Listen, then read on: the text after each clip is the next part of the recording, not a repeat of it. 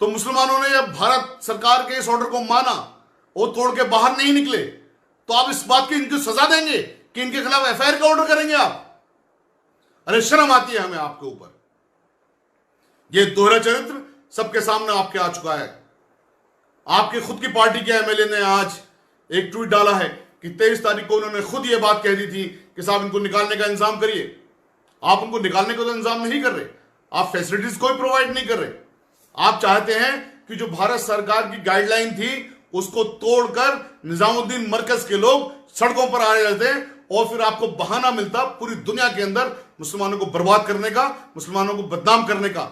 हालांकि गंदी मानसिकता वाली मीडिया तो यही खबर चला रही है अब भी कि कोरोना वायरस का एपिसेंटर जैसे वुहान सिटी ना होकर के निजामुद्दीन मरकज हो।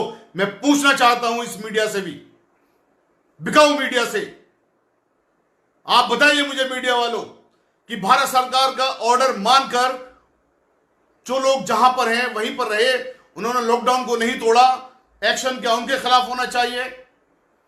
जो लोग बाकायदा कर्फ्यू के परमिशंस के पास मांग रहे थे अपने अपने गंतव्य स्थल जाने के लिए, क्या एक्शन उनके खिलाफ होना चाहिए?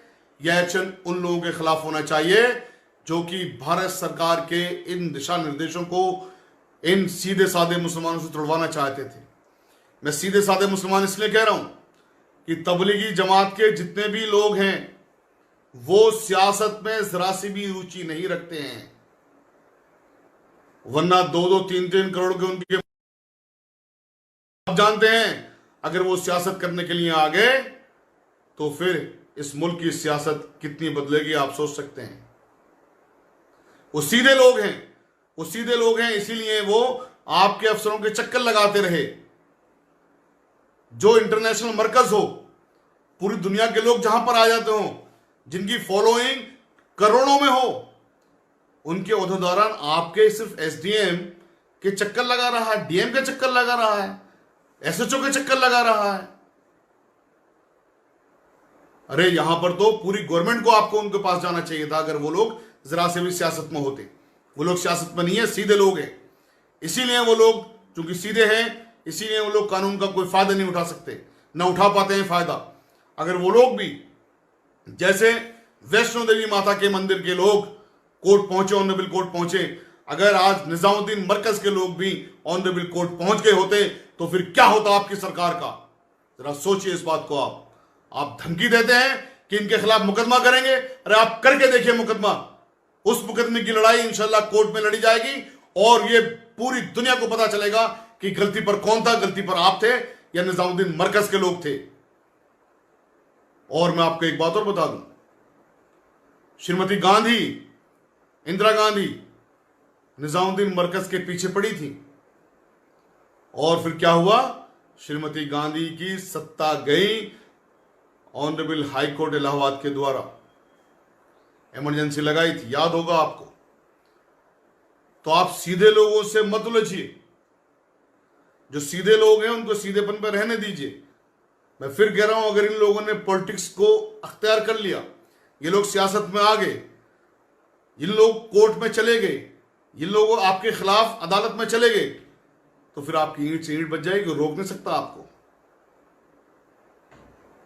हम निजामुद्दीन मरकज के बिहाफ पर, इस मुल्क के मुसलमानों के बिहाफ पर, इस मुल्क के जिम्मेदार शहरी होने के नाते, इस मुल्क के गौरवान्वित नागरिक होने के नाते आपको चेतावनी दे रहे हैं केजरीवाल साहब।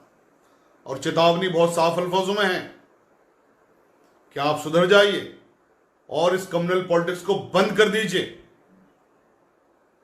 वरना दिल्ली इलेक्शन ये जो हुआ है ये आपका आखिरी इलेक्शन होगा। उम्मीद है आप कुछ सबक लेंगे। और मैंने जो देश के सामने बहुत सारी चीजें क्लियर करने की कोशिश की हैं, मेरा ख्याल है क्लियर हुई होंगी उसमें। और इसमें से मैं आपको एक बात और बताता चलूं कि इस पूरे प्रकरण में जितना भी कुछ हुआ है, मैंने जितनी बातें कही हैं बहुत जिम्मेदारी के साथ कही हैं। हर बात का सबूत है मेरे पास, कानून के प्रोविजंस के मुताबिक बात की है।